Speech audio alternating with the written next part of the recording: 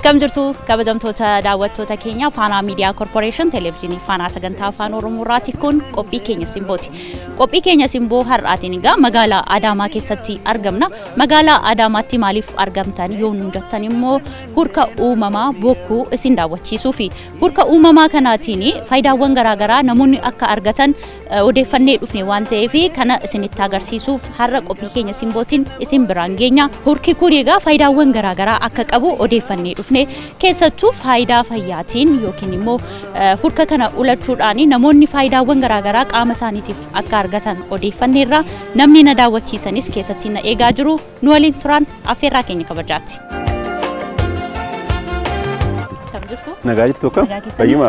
Baga nagaan dhuftan. Baga nagaan nu eegdanii waa'ee hurka uumamaa bokkuu kana seenaa isaarraa jalqabee akkamiin argame waan jedhu irraa jalqabne seenaa isaarraa jalqabnu laata maaliif bokkuu jedhamu? Haa ta'u iddoon hurka uumamaa bokkuu kun akkuma maqaa isaarraa hubannu bokkuun uummata Oromoo biratti iddoo guddaa qaba.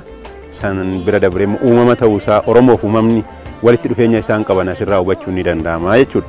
Seenaa isaa gaafa laallu hurki uumamaa bokkuu kun lafa keessaa hurkatu ba'a. Dur sirna nugusaa keessa namoonni uffata furdaa uffataniiti yeroo qorri isaan dha'e qorra sanirraa fayyuudhaaf itti fayyadamaa ture. Yeroo san keessa mootummaan argeeti gara sadarkaa amma garuu kanatti yeroon jalaan ammayyaadhu. Keessattuu bara 1988 irraa kaasee dhaabbata misoomaa mootummaa naannoo Oromiyaa jalatti buluu jalqabee sadarkaa irra ga'e kanarra ga'e jechuudha. Seenaa isaa gaafa wanni lafa keessaa hurkiin ba'a. Uummanni irratti fayyadamuutu irra ture. Yeroo sana namni qorraan dhukkuba adda addaatiin qabamaa ture kun as dhufeeti fayyuu jalqabnaan iddoon kun misoomuu qaba jedhameeti dhawaataan misoomaa sadarkaa irra ga'e kanarra ga'ee tajaajila hurka uumamaa namoota dhibee adda addaatiin qabamanii dhufaniif kennaa jira jechuudha. Isa qofaa miti bareedina qaamaatiifis gaariidha. Rakkoowwan fayyaa garaagaraa fi fala akka ta'e natti maa jirtu maal faati eenyu faatu fayyadamame hurka kanarraa? Dhugaadha eenyu faati fayyadama isa jedhu kaasuun gaariidha. Kutaalee biyya keenya adda addaarraa bakki namni irraan dhufne hin jiru. Kutaa hundarra yeroo Eertiraa wajjin walitti araaramne sana mataasaa biyya Eertiraarraa warri dur beekan dhufanii turan. Dabree biyyoota alaarraa isin dhufan. Amma gaa uumama waan ta'eef uumamni kun dhukkuba akka qorraa jennu akka narbiyan laamshawuu qaamaa dadacha'uu diduu irree miilaa sirna argansuu irratti rakkoowwan jiran. Ammas immoo diskii mansharaataa jennu kan kolestiroolii ulfaatina akka malee coomawwan akka malee keessa keenyatti kuufaman hundasaa hin sirreessaa jechuudha. Waliigala dhukkuba ta'ee kan lafarra jiru kan inni hin fayyifne hin jiru. Warra as keessa hin seenne qofa yoo hin siime wayya yeroo kennan olii. Namni as keessa akka hin seenne gorfamu tokko dubartii ulfaa wanni garaa jiru waan hin dandeenyeef.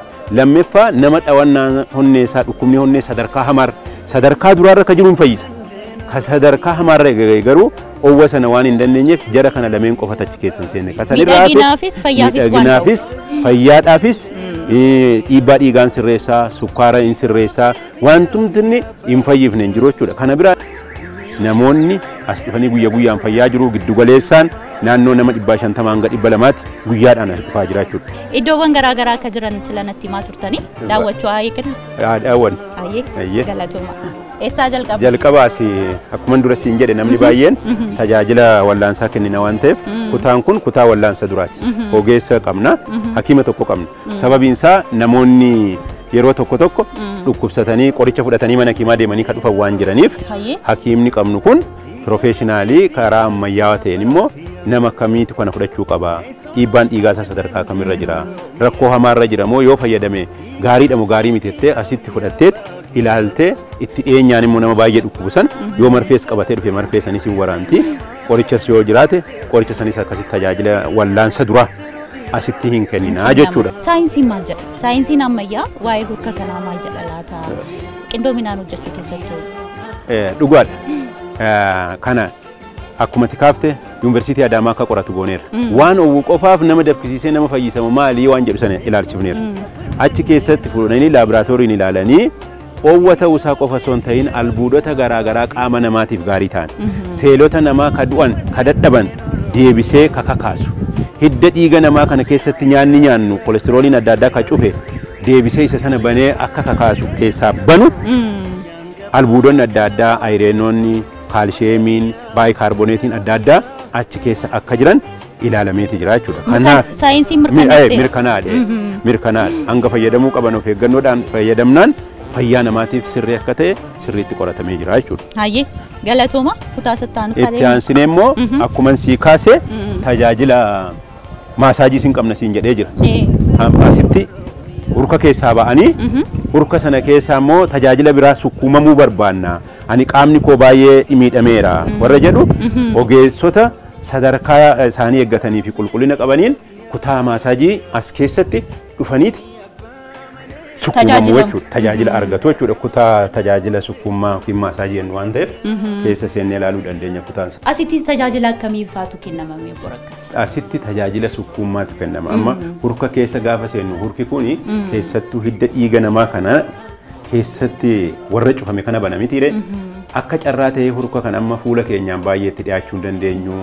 Naannoo gurra keenyaa naannoo qaamni keenya tokko tokko ka baay'ee sensitiif ta'e waan jiraniif isa sana isaan immoo karaa baayoloojii ta'een leenjii waan qabaniif hidda dhiigaa namaa san qabanii sukkuumaasitti bakka rakkoon jiru sana keessaa gadhiisanii rilaaksi ta'ee galaa jechuudha. Kana qofaa miti atileetonni adda addaa illee yeroo ispoortiidhaa dhufanii asitti urka kanan fudhatu asitti sukkuumamanii deemu jechuudha. Faayidaa hedduu qaba. Faayidaa hedduu qaba.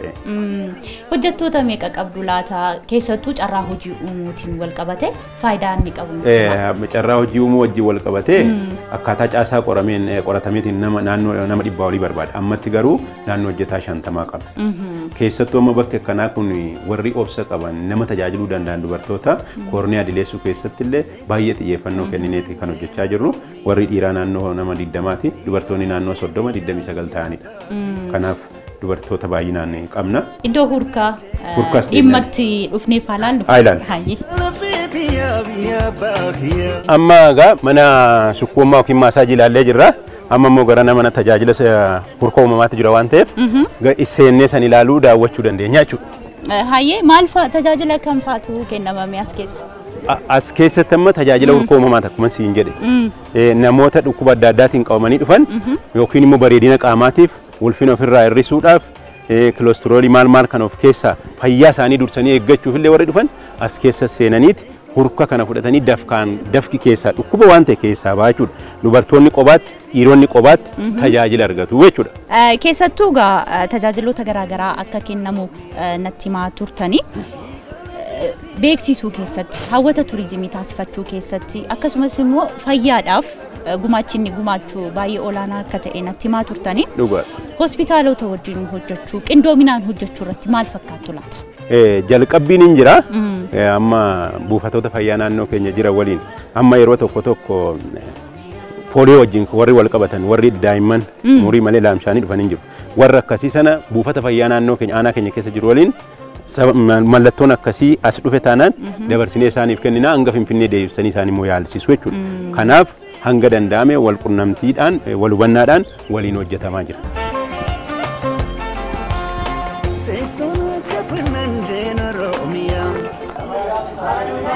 Amma egaa isaan kun kutaalee hurkaa jennu kun isaan kanadha jechuudha. Amma kutaa kana keessa dubartoota jira. Isaan afaan kana sadeen keessa immoo dhiiratu jira. Kun akkuma ba'aa jiran argaa jira. Dhiironni qobaatti dubartoonni qobaatti tajaajila hurka uumamaa kana argatanii jechuudha. Kanaaf haala kanaan kutaaleen hundinuu of danda'anii qabu jechuudha. Keessatti immoo kutaa dhiqannaa qabanii.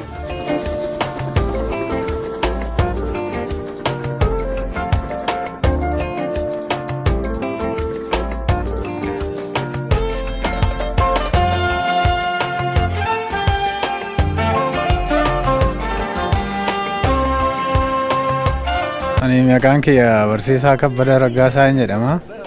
Anan irraa dhufe lixa Shawaa aanaa Aadaa Bargaa magaalaa Mugar irraa dhufe. Baay'ee ulfaadha. Eessattan isin argadhe maaliif dhuftamne?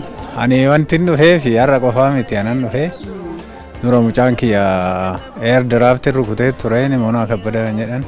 Yuunivarsiitii Jimmaa waggaa 3ffaa waggaa baratudha.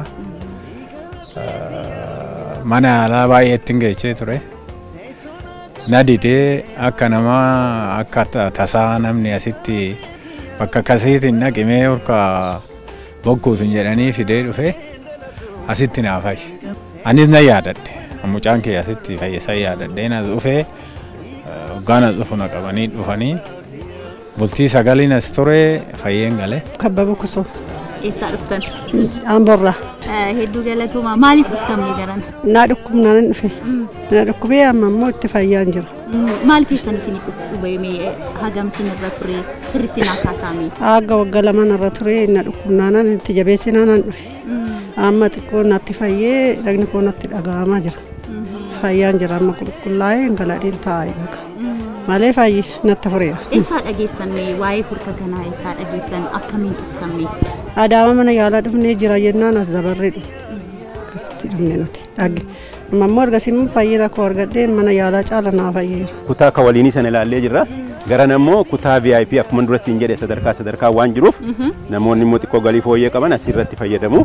Garri amma itti ilaaluuf deemaa jirru kun immoo kutaa VIP jedhama jechuudha. Kafaltaan isaa xiqqoo garaagara. Qulqullinni isaa waa hundillee haalli namni itti tajaajilli keessaas illee xiqqoo saniin garaagarummaa qaba xiqqoo. Fooqirra kanaaf xiqqoo bareedina qaba. Asittoo tajaajiloota akkamii faatu kennamaa namoota akkamiitu tajaajilama laata? Asitti amma tajaajilli isaa tajaajila hurka uumamaa walumaan kunis hurka uumamaati sunis hurka uumamaati. Garuu xiqqoo VIP goonee garaagarummaa birrii xiqqoo kafaltaan isaa kun birrii 300 sun 250 garaagarummaa qaba. Kanaaf inni kun qulqullinaanis bareedinaanis iddoon teessuma isaallee akkuma agartu kana fooqii gubbaarra jira. Kanaaf inni kun xiqqoo namoota baay'ee dhukkubsatan osoo hin ta'in namoota akkasumatti ofuma bashannansiisuuf bareedinaaf jedhanii dhufan kan itti fayyadamanidha. Tajaajilli isaa waluma fakkaata. Sadarkuma bareedina isaa qulqullina isaa keessa isaa xiqqoo wal caala. Gara caaluu garuu dubartoota moo dhiiratu fayyadama moo yookiin immoo miidhaginaaf moo fayyaaf dhufanam? Irra guddaa fayyaadhaaf dhufamaa jira. Fuula dura garuu ka fayyaa akkuma jirutti ta'ee irra guddaa namni iddoo hawwata turistii ta'ee iddoo bashannanaatiif akka inni dhufuuf irratti hojjetamaa kan jiru. Akkuma agartu kun manni ijaaramaa jira. Ijaarsi jalqabamee jira. Kun gaafa xumurame bifa addaatiin keessa kana bareechine iddoo hawwata turistii goona. Ammaaf irra guddaa garuu namni warra dhukkubsateet irra dhufaa jira. Amma immoo waan keessa jiru seennee haalaallu. Seennee ilaallu. Baay'ee ulfaadha.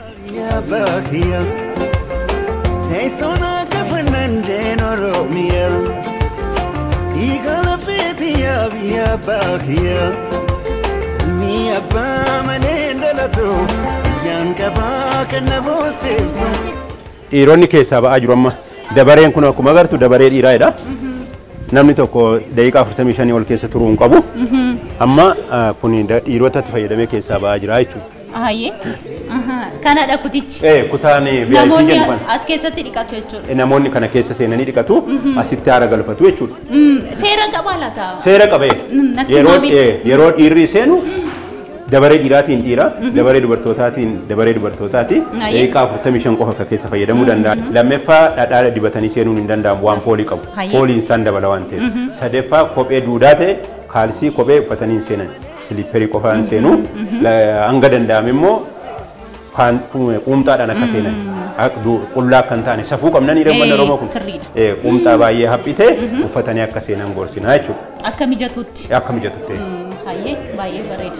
Kan dhiiraati na fakkaata. Amma dabaree dhiiraati. Keessa seenuun anaaf naani. Ba'aa jira waan ta'eef seentee olaaltes rakkoon qabu kutaa tokko duwwaa yoo sii goona.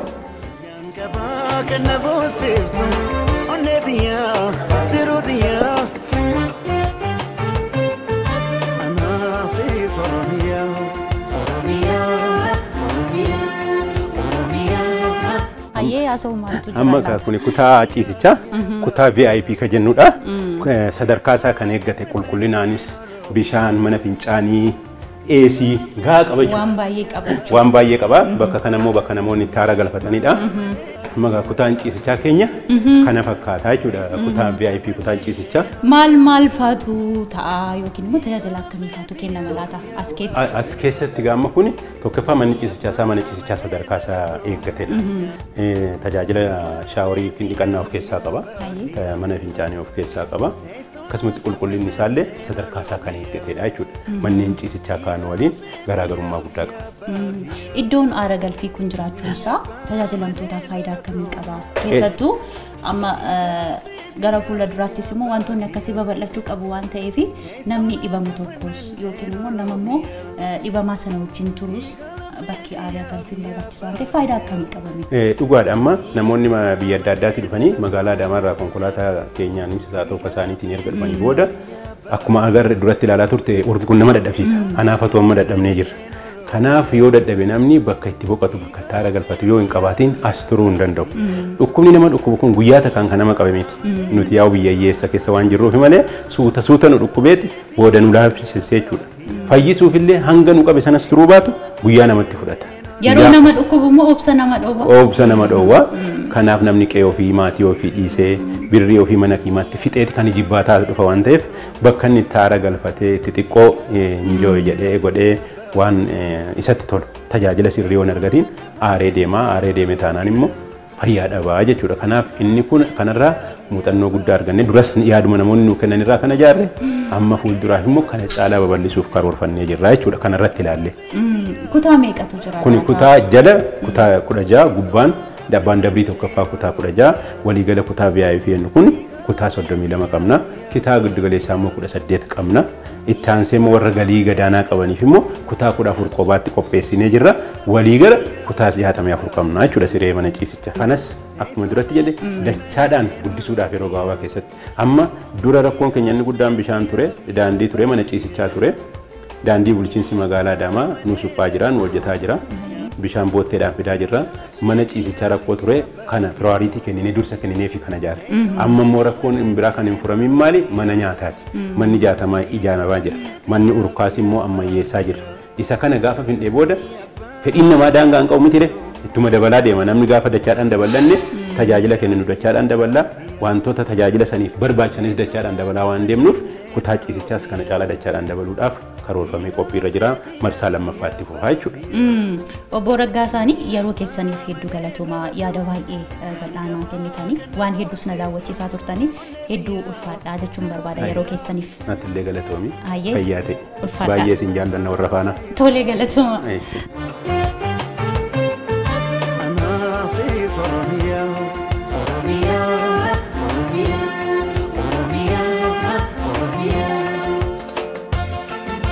kabajamtoota daawwattoota keenya qophii keenya simboo daawwachaa jirtu ammas nu waliin waan jirtaniif hedduu galatoomaa jenna hurka uumamaa bokkuu isin daawwachiisaa jirra waajjira turizimii Adaamaarraa immoo keessummaa kan biraa qabnaati nu waliin turan affeerraa keenya kabajaati. Waajjirri keenya iddoon kun iddoo hurka uumamaati. Hurka uumamaa qofa odoo hin ta'in iddoo hawwata turizimiitis ta'uu danda'a. Nuti immoo akka bulchiinsa magaalaa Adaamaa waajjira turizimiititti iddoowwan hawwata turizimii piroomoot goona.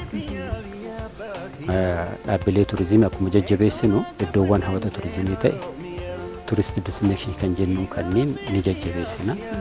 Iddoon kun immoo wanni adda isa taasisu uumamaan waan badhaadheedha fayyaa ilma namaatiif kan ooludha. Dabalataan immoo kanuma waliin iddoo hawwata turizimii ta'uu danda'a. Armaan dura haala amma irra jiru kanarra hin turre. Wantoonni hedduun isaan qaxaa ture. Ammas waa hunda fixate jechoo otoo hin ta'in haala fooyya'aa irra jira jechoo ni dandeenya. Amma iddoon tajaajilli bultii kan amma laalle kun haala kanarra hin turre fooyya'aadha. Karaan jalqabame kun yeroo duraa kanan fakkaatu ture. Of course amman xumuramne deeggarsa godhuufiin barbaachisa ta'uu irraa kan ka'e bulchiinsi magaalaa karaa amma jalqabame kana gara aspaaltiitti fooyyessuudhaaf hojjetaa kan jiru ta'uu argisiisa. Kan biraatis tajaajilli as keessatti jiru kun haala amma jirurraa kana caalaa fooyya'ee akka inni tajaajila kennu deeggarsa barbaachisu qaama barbaachisu wajjin taanee kan hojjennu ta'uudha jechuudha. Iddoon kun akkuma ilaalaa jirru egaa iddoo baay'ee bareedaadha. Uumamaan baay'ee kan badhaadheedha. Kana beeksisuu irratti misoomsuu irratti akkan argaa jirutti misooma irratti ammas xiqqoo laaffachuun jira waan ta'eef maal karoorfattamee gara fuula duratti hawwata turizimii taasifachuu madda dinagdee taasifachuu keessatti. Nutis akka bulchiinsa magaalaatitti maal qabna akka bulchiinsa magaalaatitti kan jedhu kanatti yemmuu ilaallu hurka kana dabalatee iddoo hawwata turizimii ta'uudhaaf yoo irratti hojjenne wanti guddaa tokko godhuu ni dandeenya kan jedhudha. Kanaaf karoora keenya keessa jira jechuudha.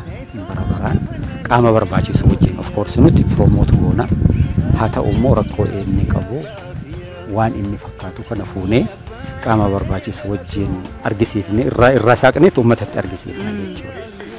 Mootummaattis argisiifne ilaa kuni kana fakkaata kuni kanarratti otoo wanti kun gargaaramee kan jedhu kana hoggansa sadarkaadhaan jiru irratti argisiifne isaanis xiyyeeffannoo itti kennanii wantoonni hedduun fooyya'aa kan jiru ta'uu isaati jechuudha. Hayyee hedduu galatooma Obbo Hashim.